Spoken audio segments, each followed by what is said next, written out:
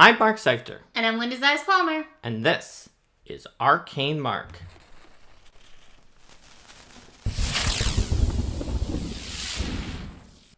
Hello, everybody. Welcome to Arcane Mark. Today we're going to be talking about playtesting in tabletop RPGs. That's right. We'll give you all sorts of tips and tricks you can steal for your own playtest. Whether you're a player in a playtest of someone else's material, whether you are running a playtest, we'll use our experience from dealing with numerous playtests, some of which had thousands of different people in them from various different perspectives of a designer, adventure author, and even running an organized play campaign through a playtest. Yeah. So we've come at it from a lot of different ways. But to start off with, let's talk about what a playtest typically is for a tabletop RPG and how that can contrast with what you might see for playtests for video games, for example. Expectations are very important. Whether you're running the playtest, whether you're participating in the playtest, you need to understand what you're getting into. And you may be used to an early access beta for some kind of computer game that is like, you look at it and it's like, this is kind of mostly done, huh? It has some bugs that they can then be like, well, it's an early access beta, so of course it has some bugs. Or maybe they haven't released like one of the game non-essential game modes or things like that. But or maybe like the final dungeon isn't quite finished yet or something like that. But it's like, this is like the game. Yeah. If we tell them in this early access beta of like the firefighters of Ember Fox Island that we don't want to fight fires and we don't like Ember Foxes and it shouldn't be on an island or anything else, I just made up this game arbitrarily that like arbitrary Steam game, they're not really going to be able to make that change at that point in time. And you know, sometimes video games will let people in really early as well. If you have like, sometimes they'll have those Kickstarter games and things like that where they're like, oh yeah, we have the early alpha and like the design of entire systems might change and they only have like, or they have like one sample level or things like that. That's going to be more similar to what you're going to see when you see a typical tabletop RPG playtest. A typical tabletop RPG playtest is going to have, you know, some things that are set in stone, like if you're doing a class playtest, the core concept of the class and probably its name are going to be set, but the specifics of a lot of the mechanics are not going to be set in stone.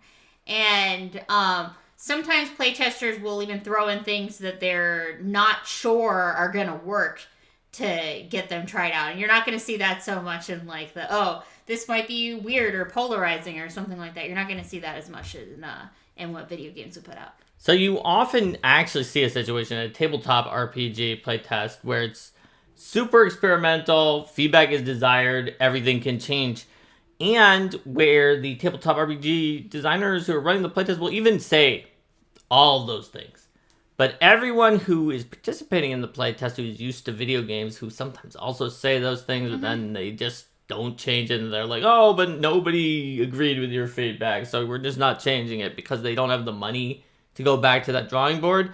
People are then thinking, oh, those designers aren't telling the truth, so they're not really going to change it, they're not going to overhaul something this fundamental, when tabletop RPG designers who are running a playtest, or anyone who's running a playtest really, are typically in the situation where they can make massive changes. You're getting at a big part of why, because you know you're when a playtest is coming through for a tabletop RPG, it's not going to have like all these expensive graphics and things behind it. It's generally going to be like, okay, yeah, you know, this is some text. We can change that text, and then we can go in later and do the final layout and get all the art in and all that kind of stuff. So you have a lot more flexibility in the tabletop RPG experience in that way. I think also that tabletop RPG playtests are typically going to be smaller than, you know, what a video game is going to have in terms of people who are engaging with the playtest compared to like people who are playing in a beta of a video game. So I also wonder if that has something to do with it in terms of the means that that people have to collect and synthesize the feedback that they receive. That's right. And so now that we've defined how a tabletop RPG playtest is different from a video game playtest, let's talk about what a tabletop RPG playtest typically is. Because a video game playtest also usually is just like, this is it. This is everything. It's got all the systems. It's got all of the adventures and other things like that. And when it comes to a tabletop RPG playtest, sometimes there's a playtest adventure that's given, but often what is in the playtest is, for the most part, rules systems and is just, kind of like mechanics and something else. And you're supposed to either run the playtest adventure, run your own adventure, run both adventures. And so it can actually be a little bit less controlled in that sense. When you're running a tabletop RPG playtest, you need to decide, what am I playtesting in this playtest? Try to make it as little as possible to make sure that you get good playtest feedback on the content that you're playtesting. Now, if it's a new game, it can't really be as little as possible. It's going to have to have all that game's fundamental systems. Yeah. So you're gonna be looking at, we're playtesting, say, a class or a subsystem or something like that, rather than playtesting an entire everything. As long as that fundamental is there. But you're also going to be considering, how do you want to structure the playtest with regards to what other levers that the game has available you want people to be using.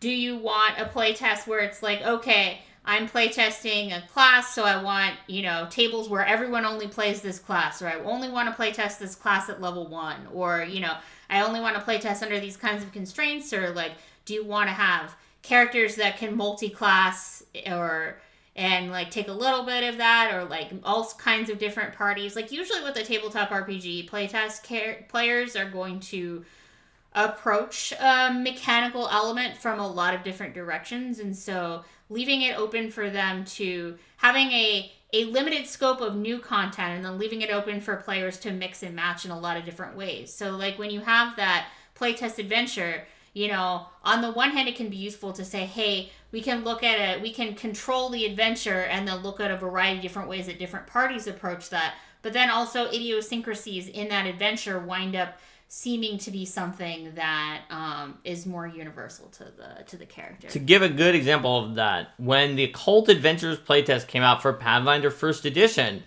it came out not with its own playtest adventure, but due to the Pathfinder King... Oh, no, sorry. It was not the Kingmaker. It was the Pathfinder Online, yes, Kickstarter. It was also in the River Kingdoms. Yeah. There was a gigantic release of the Emerald Spire, like, just about exactly at the same time. And so massive numbers of people played the first level of the Emerald Spire by Lisa Stevens, which was entirely dark, and goblins got an advantage there because light spells didn't even work past a small distance, and the enemies were goblins. Yes. And so what a lot of people found in their playtest results, my group did too, was that whatever class was played by the person who was playing an ancestry or race at the time that had dark vision turned out to be the class they thought was the best class. That was because their ancestry choices were actually more important than their class choices for that particular idiosyncratic dungeon. At the same time, in Pathfinder Society, the low-level adventure that had just released happened to have, like, every creature, almost every, if not every creature, was immune to mental damage. And so all then immune to mind affecting. And mind affecting things. So, even the ones that look like humans. Yeah. And there was a good reason that they were like controlled by a blood queen or something like that, but you wouldn't have been able to know that when you started to try it. So all the new occult classes with mental spells were just like, wow, I'm those garbage. Spells are bad because they don't work against creatures, and it just so happened that the adventure that they were testing. If the adventure is not very carefully crafted for the testing purposes, it's often good to have, sort of a, here's a test adventure, and also feel free to make your own content. Right. So before we get even deeper into the weeds on completeness in playtesting, let's talk a little bit about sort of the playtesting do's and don'ts, and like what is a playtest useful for? As a playtester or as someone who's running a playtest? So playtests and playtesters are extremely useful for collecting their experiences, feelings, and observations of their own playtest.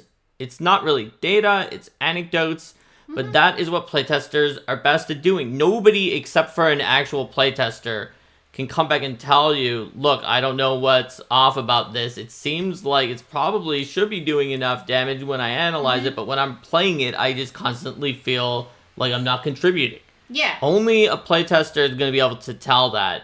They'll be able to talk about the subjective experience as well as cases where, you know, sometimes things look on paper like they would work well, but if there's like some other restriction that is built into it that you often run into when you're playing. You're like, well, wait a minute, you know. And it could be, hey, this one adventure had a weird feature, or it could be like, hey, this is actually this drawback that this class has is actually like really being a problem for my character. That's right. So the very important thing for you as a playtester, if you want to provide feedback that's more useful, and for you who are running a playtest on the opposite side to try to solicit the most useful feedback, is you want to hear about their experiences and feelings.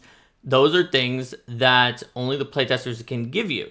It's kind of like if you're a doctor and you want to hear what your patient is feeling. You want to know about their symptoms that they can report.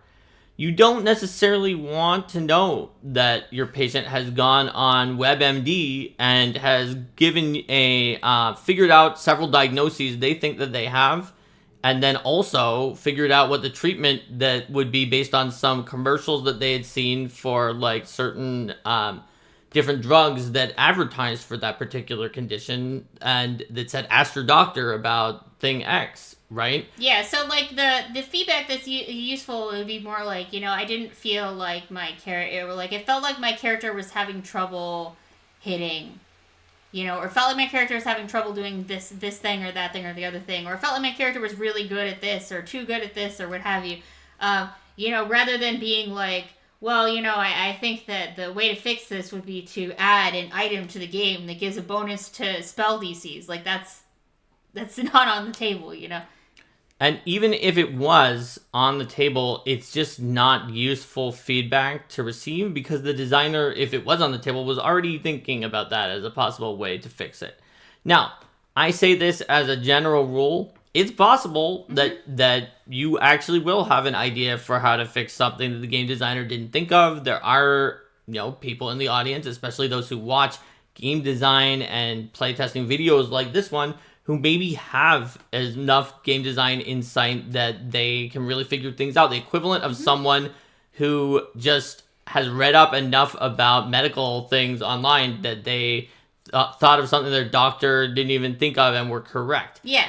But then, in that case, like, saying something like, you know, that I think that, you know, something like A or B might work better, as opposed to being like, you definitely need to fix it by doing A. Then in that way, it's also, like, sort of a way to communicate what types of things you're thinking about. And then by giving more options, it's a broader scope, rather than being like, this is the only way to fix my problem. Another important thing to do, unless you think that, like, unless you're looking at it and you're thinking, like, I'm 99% sure they meant to say this, and, like, this is just, like, a typo or whatever.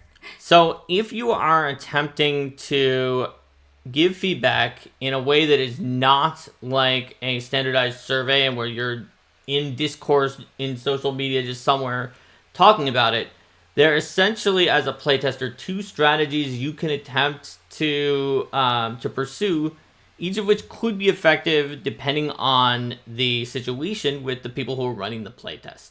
If the people who are running the playtest are paying attention to who is saying what and are generally with it, then the strategy of just say your thing once and then move on is the best strategy. If you keep repeating the same thing over and over again, you will be written off potentially as this one person who's being a broken record and just trying to say the same thing over and over again. Even if your idea and the observation you had actually was more likely to be correct, it will be more likely to be dismissed. Because then people will be like, wait a minute, this person's trying to, like, trying to put their thumb on the scale. We need to like try to actively work to counteract that opinion and look for other options so that the fact that this person is posting doesn't give them like an outsized influence on the overall process. Correct. Now, on the other hand, if your strategy is you're hoping you're dealing with low information playtest runners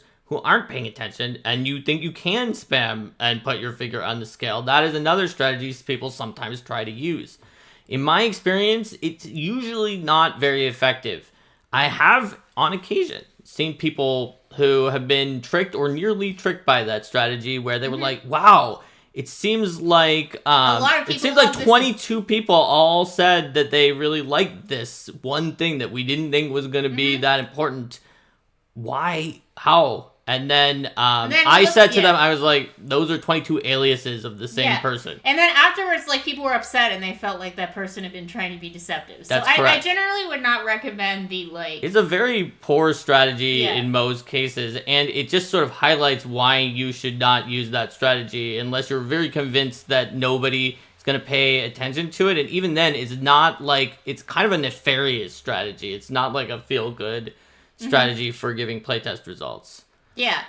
So, like, if you were going to be posting multiple times, it's not useful to be like, let's say the same thing and over again. It could be like, you know, hey, okay, yeah, the first one is like, I tested out this option in the Ghost Dungeon of Ghosts, and now, like, okay, I did another test in the Construct Dungeon of Constructs, or things like that. And, like, so the things you're saying are, like, giving some fundamentally different information. Like, first level first level Construct Dungeon of Construct. Now here we are in the 10th level Ghost Dungeon of Ghosts, and here's like how it compares and contrasts with the experience in the Construct Dungeon of Construct. Now, compared to just sort of discourse on social media, it's usually much better for you, if you're running a playtest, to try to put in a survey and try to use as many as you can of quantitative fields within the survey that you can run analyses on and easily check. If you're going to do that, though, you want to be careful.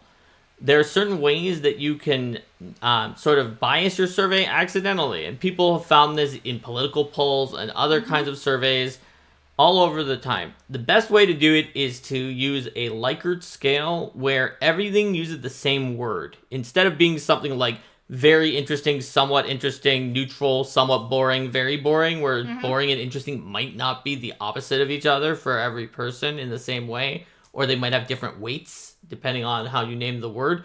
If you say extremely interesting, very interesting, somewhat interesting, not so interesting, not at all interesting, then you're using the same word, interesting, and you're giving a spectrum of ideas behind it that gives no neutral option. And it doesn't weight things as being like, +2, +1, 0, -1, -2. You're more likely to see the full scale of results and people sort of like giving more thought and different answers to each other in the survey. You also want to be sure that your survey allows people to put NA anytime that there's something that they may possibly not have an opinion or answer on. Otherwise, people will answer based on their own personal decision about how such questions should be answered. Some people will be like 1 out of 5, some will say 3 out of 5, some will say 5 out of 5, and it just will give you complete junk data. Here's a non-playtest example of this, okay? So, like, Paizo had a survey that was about subscriptions. And one of the survey questions was essentially like, are you subscribed to or have you used product X? And then you could say like yes or no. And then it would still ask you about all of them, even if you said no, if you hadn't used those products. And so in that case, like, it would be like, how satisfied are you with this product? And for the ones that I used of that product, I would be like, I'm very satisfied. I like Paizo products in general. Like, I was at Paizo at the time. I still like Paizo products, right? But then for ones I didn't use, it still made me answer that. And so I actually gave a feedback. I was like, you really need to allow this to be NA because for people who don't actually use this kind of product. And they were like, well, no, we don't have to do that. It's obvious what to put. I was like, is it? What would you put? Because I would not want to answer it, but I would probably put If I was pressed, I would put the lowest response, which is not at all satisfied, since I guess I wasn't satisfied enough to use it. And they were like, oh no, I would have used completely satisfied, since I've never used it, so there was nothing unsatisfying about it. I said, I can think of your way, my way, and a third way where you just pick in the middle since you don't use it at all. I typically pick in the middle because I'm like, meh, I don't want to tank the rating, but I also don't want to make it sound great because I didn't use it. So, like, yeah, definitely letting them put NA, and then also when you set it up, if your NA means that a large other section of it is NA, then, like, having it not even show the people the rest of that survey, because otherwise, whatever, they might get bored and leave, or like put random answers or things like that. Or accidentally put something that isn't NA because they get messed up. Because if you're playtesting the archer class and they said they didn't do anything to the archer. They didn't do anything with the archer. They could skip to the bombardier. Then it's just gonna be like, oh great, okay, bombardier questions. Yeah, absolutely. And so when you're planning out a survey, you need to keep that in mind. Now, there's a question from chat that said, what do you do if someone tries to like cheat the surveys by showing their survey answers and soliciting lots of people to give the same answers as they did on the surveys? This can be a little bit tricky. There are ways to analyze surveys to figure out that there was a little malfeasance going on there. And to throw out the duplicates. Throw out the duplicates, especially if there's literal proof of them soliciting and they showed what it was. You can be like, oh, look, there's 20,000 duplicates of this one survey that has a very different answer than everybody else does. So when it comes to quantitative questions particularly, it's somewhat easier to analyze them, and you should be sure to include a lot of those. That being said, you'll want to put in free response questions as well into a survey, because people sometimes have something to say that you didn't expect well enough to ask a question for it. They are a lot harder to analyze, and they can take quite some time to read. So you're going to want to make sure that the ones that you ask are ones that you really care about the answer for, because it also takes people longer to answer them. Yes, and it may make them more likely to quit the survey, so put them at the end. Because that way, for most survey sites, it'll keep what they've done so far, so even if they just give up, or like, I'll come back later when I have time to write these short responses, it'll still remember the quantitative questions that you've already asked them up until that point. So all of these are kind of important in playtests. Here's the next thing, though, which if you have more control over your playtest, you can do. And if you're a playtester, you can try to do to help out, which is coverage of the playtest area and attempts to control.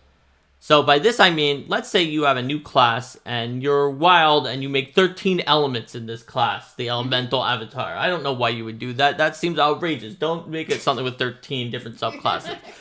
But if you want to make sure all of those are play tested, you're going to actually need to go and poke some people and say, hey, look, please play test this one. And for instance, when I was talking with the creators of the Cosmere RPG on Roll for Combat, they were saying, yeah, we had to make sure we had to ask our playtesters to play, some of the types of Radiant that were like less popular than the ones that everybody wanted to play, to make sure we had fully tested the full breadth of that. And that's really kind of a pretty similar situation.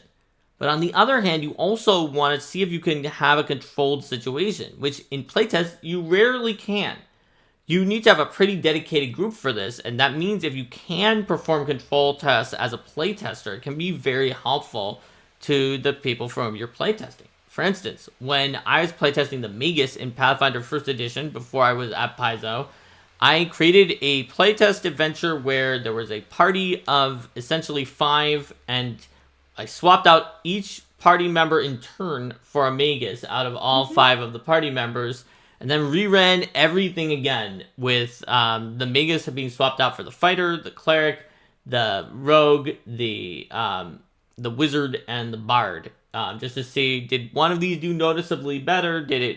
What did it replace from the person that was replacing, and so on. So this is something that almost no one will actually be able to give, and that therefore typically those who are running playtests find to be fairly valuable, these sort of controlled replacement studies. They're still obviously not fully data. You've only been able to run it a certain number of times. but they can provide interesting information that you wouldn't get if it was just like, oh, well, this is one party that didn't have a cleric that had a magus. This is a completely different party that ran a completely different adventure that didn't have a wizard that had a magus. Yeah, I want to talk a bit about like pre-gens and playtesting, because you definitely see that, because it's coming up in chat a little bit, and you see that with systems releasing pre-gens along with them, like, the Cosmere playtest does that as well. There could be a lot of value to people playtesting the pre-gen specifically, because while they may not be swapping out like what the specific character options that character did, but they're more testing like, how does this character handle these different kinds of situations? And then by comparing, okay, we have a known quantity, and now we've put it in this situation, now we put him in this situation. It can be easier to use that to say, okay, these core abilities of the class chassis seem to perform better in these situations than others. Absolutely. And so you can see how there are ways to put your thumb on the scale of what is going to be playtested if you're running a playtest. But because if you provide pre-gens and you provide an adventure, you're telling people, hey, these are things that we would like at least some of you to focus on using.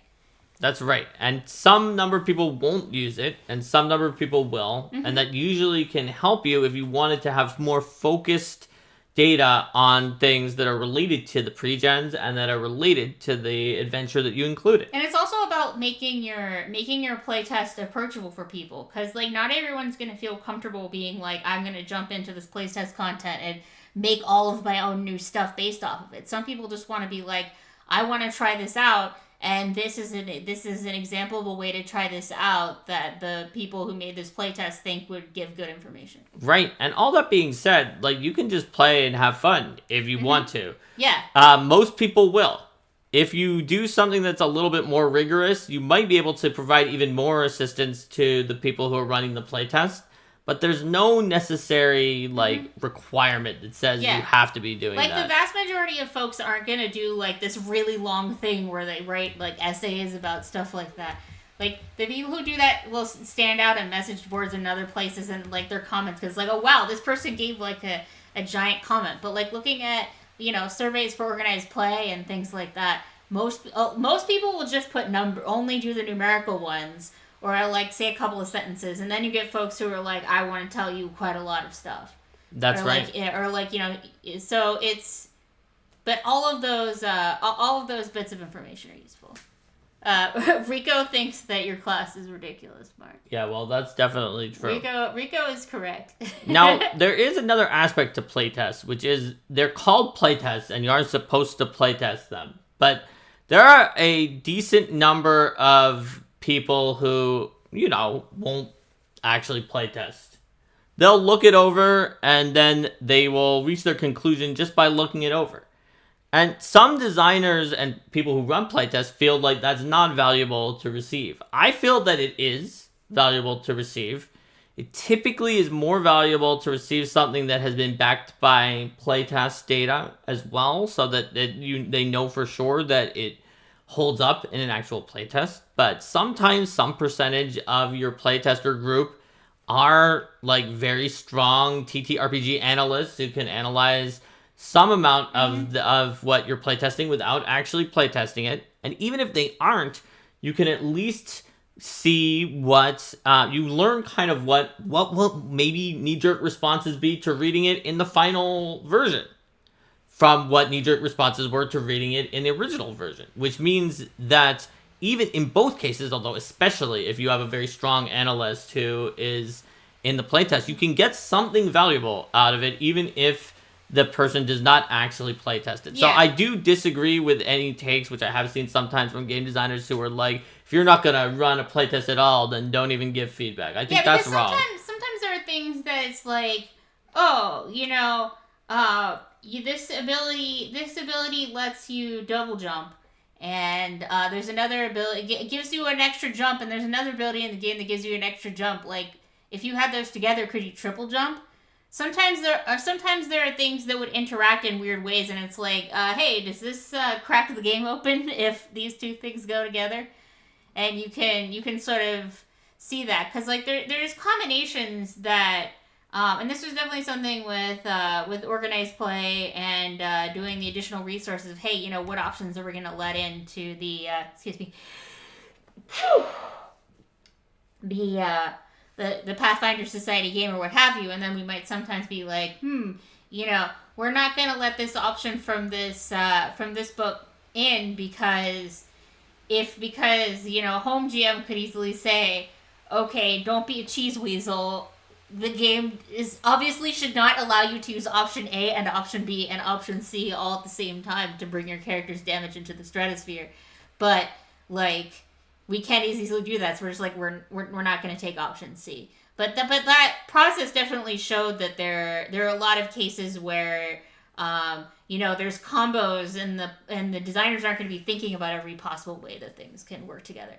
I see we have a question in chat about whether playtesters look at social media. I'd say that it's going to depend. It varies from person to person. I think it also depends on like how much are they relying on something more quantitative like a survey versus, because what you get on social media isn't going to be like, this is a well thought out, this is going to be like a survey or whatever, but at its best it might be more like a longer essay answer of like, this was my experience.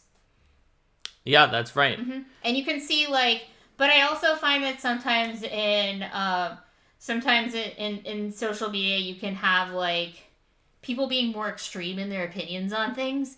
So they might be like, the people who are posting about something aren't going to be the people who are like, I'm generally satisfied about this. They're going to be the people who are like, I love this, or this is the worst. Like, yes. Social media encourages an amplification of those impulses, so it's important not to overly rely on it for taking the temperature of people's overall opinions. Its temperature is usually drastically wrong compared to the actual fuller audience as revealed by surveys or any other way of gathering things that isn't social media.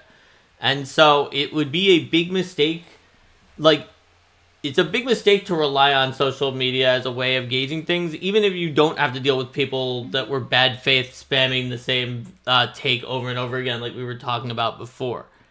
So now that we are talking about the surveys in a sense of gathering numeric data, I want to talk about when do you get to the point where you say, okay, we've gathered this numeric data and it says that we can't do the thing that we wanted to do that was experimental. Mm-hmm. Like, when do you reach that point? So, in general, if it's even close and you have a decision that can go two ways, and one of them is what you, the designer, is your vision that you want to do, even maybe if it's slightly less than half, if it's if there's strong opinions in both places, you should probably go with that. But if it's kind of overwhelmingly more in the category of either do what you wanted or don't do what you wanted, you generally should listen to the playtesters if you're trying to create a broad RPG. Whereas if you're trying to create your own artistic vision, you maybe didn't need a playtest because you were just trying to create your own artistic vision. But in that case,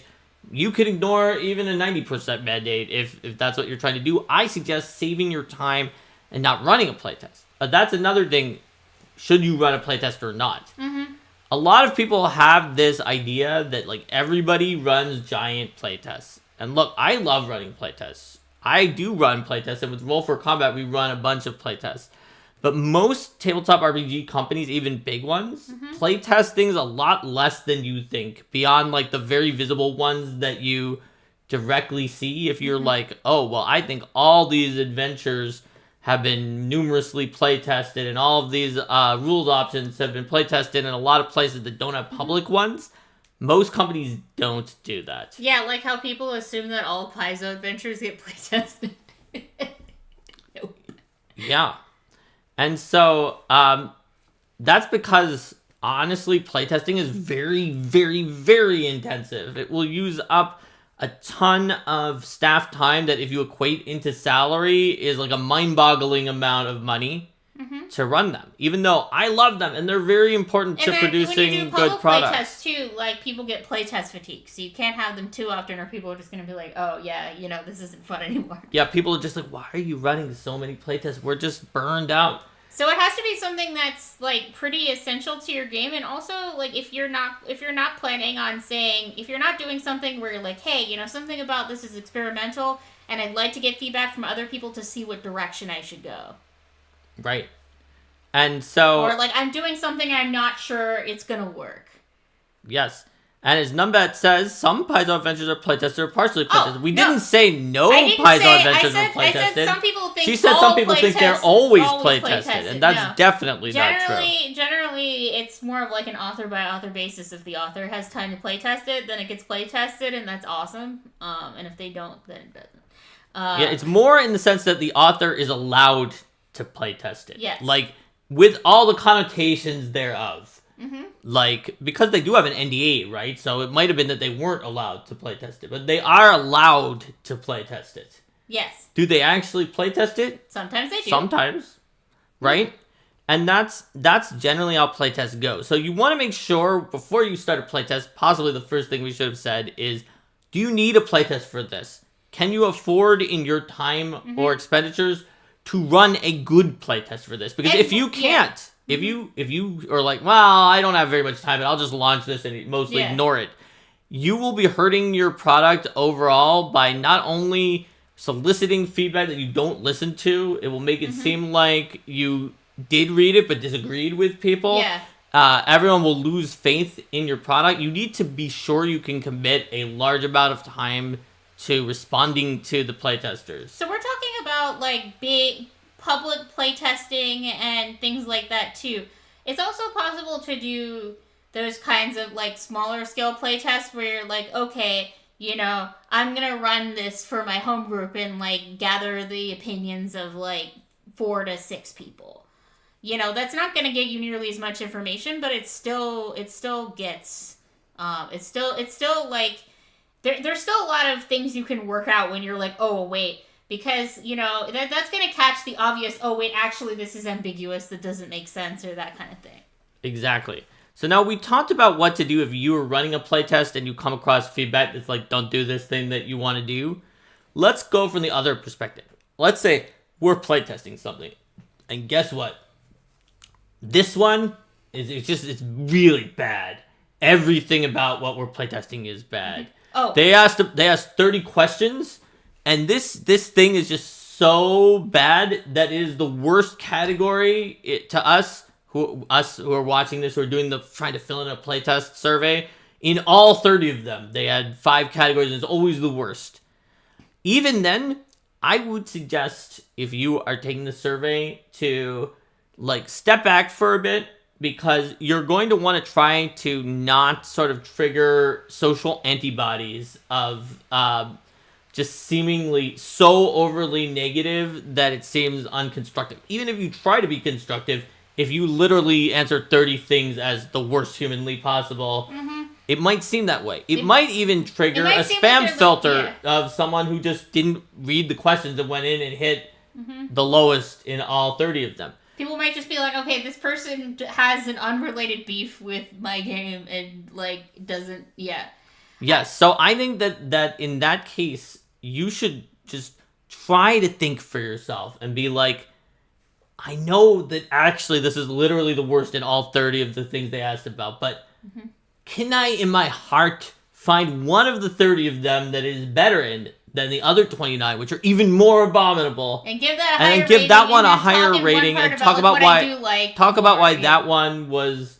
less abominable than the other ones. Because that also gives the person more to work off. It's like, oh, this is the kind of stuff they like and the kind of stuff they don't like. I wanna take a moment to address something that I've seen coming up in here in chat, which is really excellent. In terms of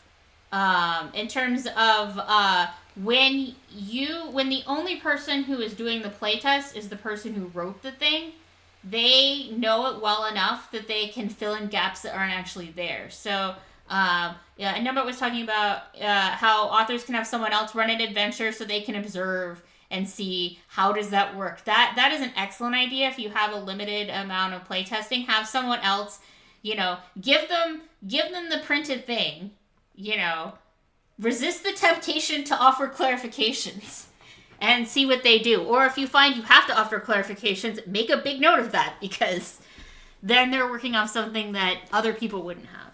That's right. So there is another question that's floating around in here that says, can a playtest fail by trying to please players too much?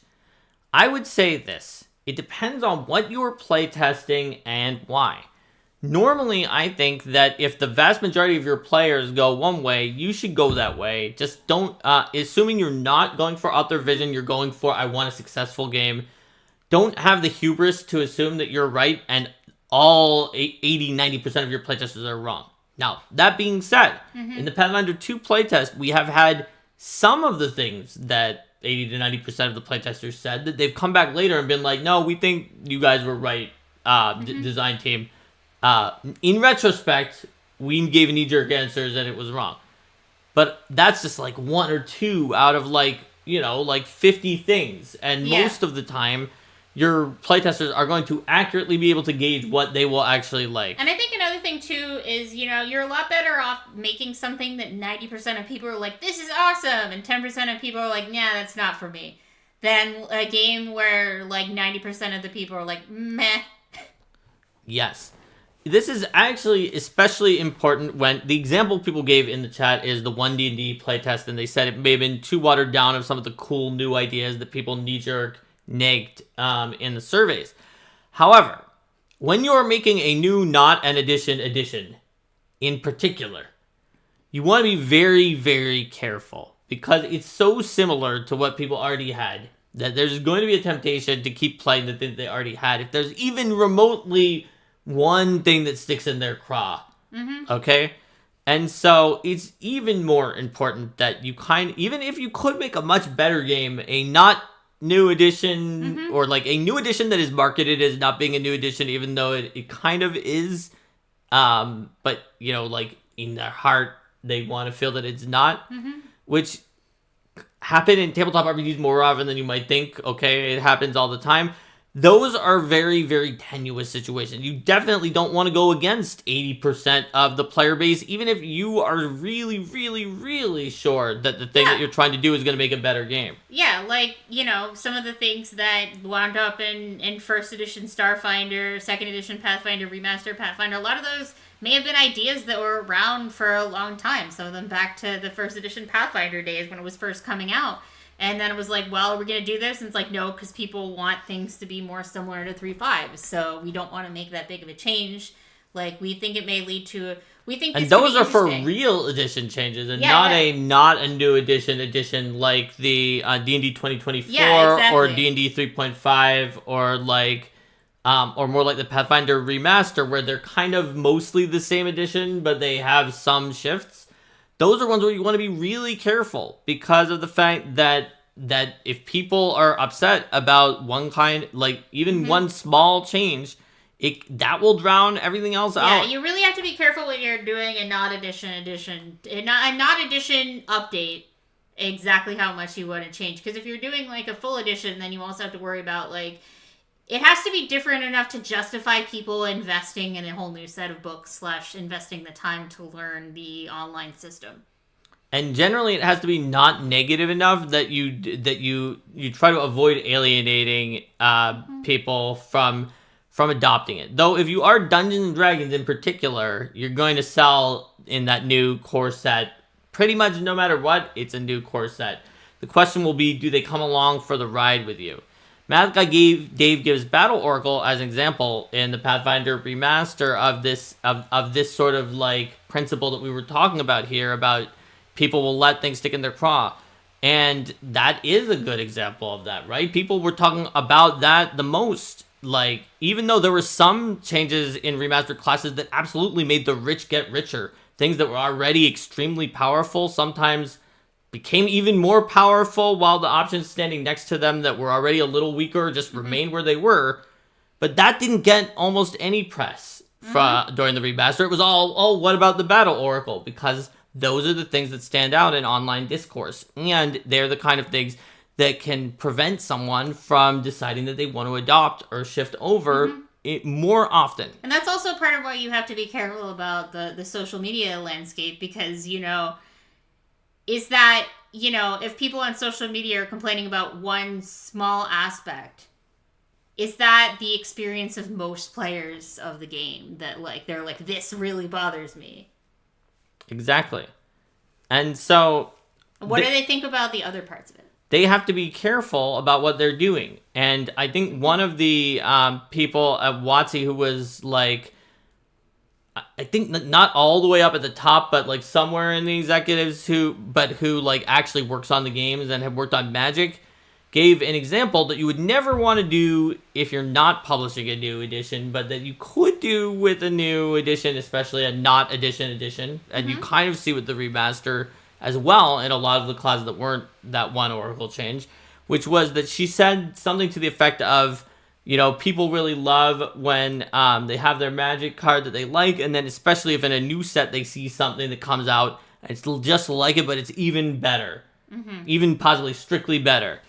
And that was sometimes taken out of context by people to imply that it should be power creep throughout the edition, which is like not a good idea. But when you're making a new not edition, as was the example in this playtest we've now been answering about in this side question for a while, you need to make sure that people are feeling like that's going to be an upgrade in whatever way it is. Now, if it's someone like me, or like a few people who are out there who do look around, who care a lot about like the gameplay and whether something is going to be busted or like shift the meta, then maybe we won't be as impressed by the things that are just the more powerful versions of the most powerful thing before, like that example. But this is a vast minority, and most players are going to be impressed by that more powerful version, like the example and it also that was could given. be like, you know, maybe it's not more powerful in a lot of ways, but it's easier to use or more broadly useful. Like one thing that I think about for that is like the move from here are the specific list of weapons that you're proficient with, and only these weapons because of your class, and then like not others. Yeah, switching like, those to simple for like Wizard, it was just like, it's been so long. And like a lot of people wanted that to already be in Pathfinder 2, but it was like, but Legacy is that Wizards have fewer weapons. Druids can't use metal or whatever. Like some of those things are like, this streamlines things. It's not going to be like, this is gonna completely revolutionize everything, but it makes characters a little more powerful, and it makes them more versatile in the ways that you can play. And I think that's quality of life increases, like the Wizard simple weapon proficiency, are things that are the opposite of reasons to not switch over. Small reasons to not switch over. Those can be small reasons to switch over, to reduce the friction. So these are all things that you would be worried about specifically if you're playtesting an updated, not new edition that usually don't happen when you're playtesting anything else. Yeah. And hopefully that little digression was interesting just because, two of the biggest RPGs in the space just published a not new edition. Yeah. Or are in the process of it in the case of Wizards of the Coast. So it's useful to think about that and understand how it works for the people who are running the new edition and the playtest, and for the people who are taking part. I have a question. Can you talk about playtesting unusual mechanics, such as maybe using a deck of cards instead of dice? Yeah, I think that whenever you have an unusual mechanic and you're asking people to playtest it, it's good to give them a recommendation for how to represent that mechanic using things that they would have on hand. Like, for example, if you are playtesting something and you're planning to, it's going to release like with a fancy tarot deck, for example. You can't expect everyone to own a tarot deck, but if you give instructions, here's an easy way to do this using a basic 52 card playing card deck. Or here's a way to do this using, a regular D6. Right. So you could find a way to make sure that they can kit bash the sort of the physical representation if they don't have it. Additionally, sometimes you'll find that playing while using a mechanic that is not exactly the mechanic that you're playtesting can still be helpful. By which I mean, even if your game has a dice, let's say a D20 system, you might consider playtesting with popsicle sticks that have the numbers from 1 to 20 without replacement. Maybe replace them on a 1 or a 20 or something like that.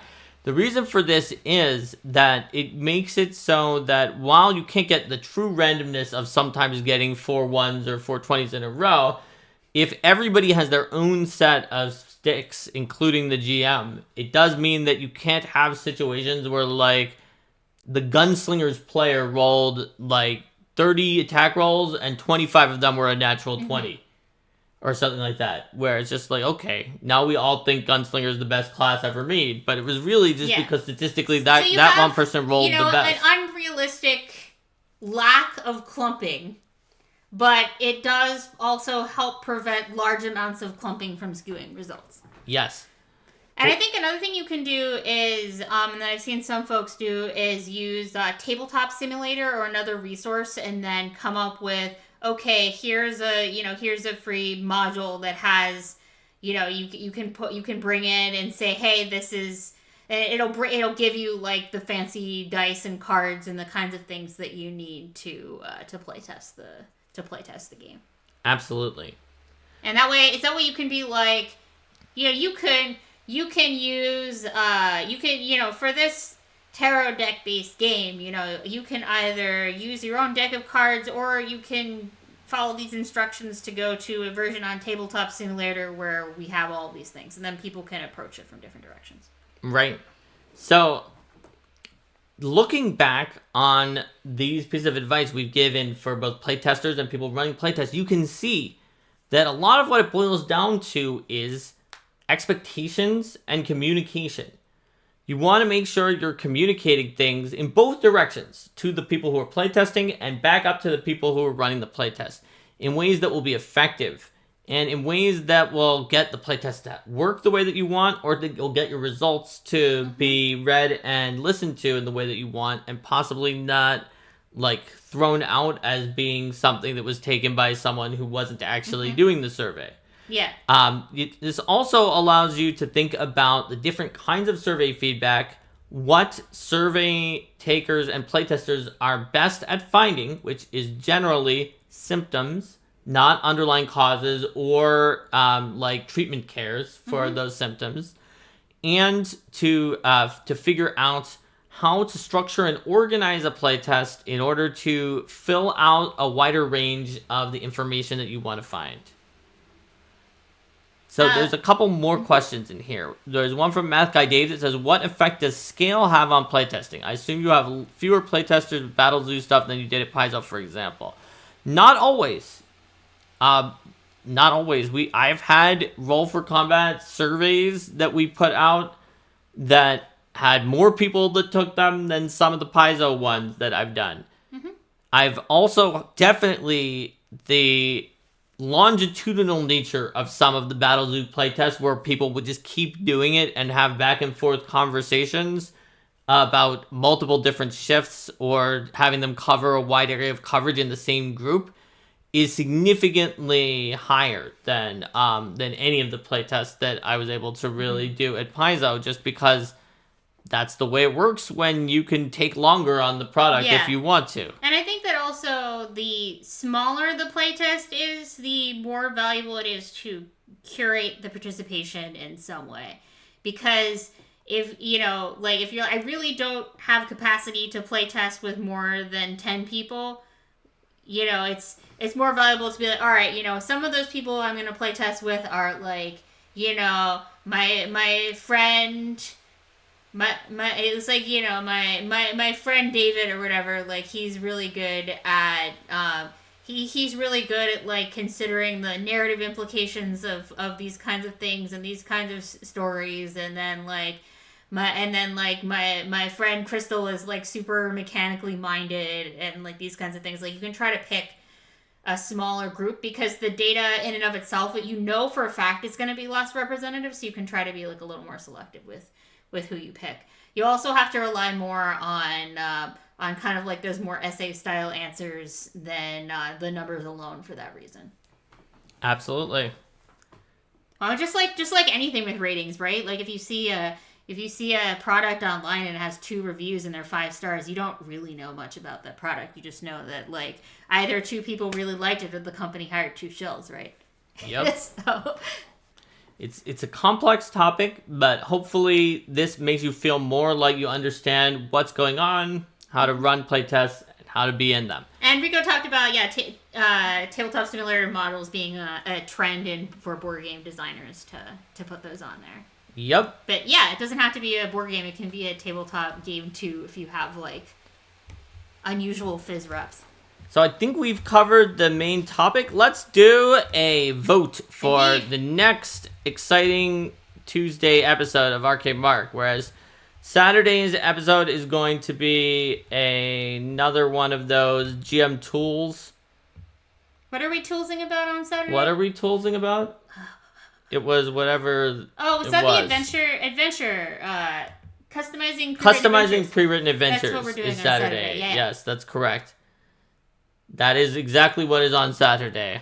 Let's see what will be on Tuesday. Do you recommend observing a playtest to gauge reactions, or is it better to just rely on surveys?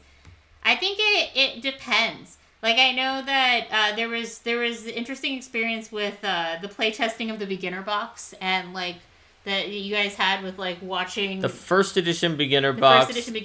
That I was not at Paizo at the time. They had like a one-way mirror. But so we have 4, 3, 1. Yes, it's very widespread in terms of what is doing well.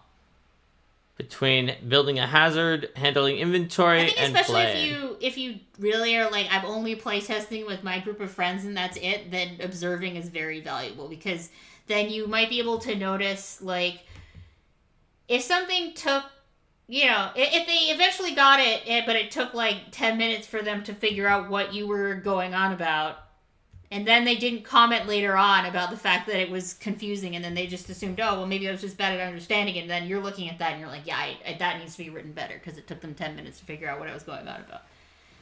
Mm-hmm. So you got 4, 1, 3, and 5 for errata. Mm-hmm. And another vote for 3, so 3 has taken the lead. But errata does seem like a good topic. Rico says, how do you observe without altering the results? You're going to alter the results somewhat, but we've changed the outcome by measuring resist the temptation to answer too much. And anytime you do find yourself interfering to give a clarification or something like that, do be sure to add notes. Yes, the Schrodinger playtest. The Heisenberg uncertainty principle of playtest. And really, it's just a Hawthorne effect. All right, so it looks like everything except for Ask Arcade Mark Save My Game Q&A got at least one vote, but that in this very fractured field, the tyranny of GM tools handling inventory takes charge. So, GM tools handling inventory it is. Quantum physics jokes. That's probably right. Hey, the Hawthorne effect is not even a quantum physics thing. That's just that people who are observed to act differently than when they're not being observed. All right, everyone.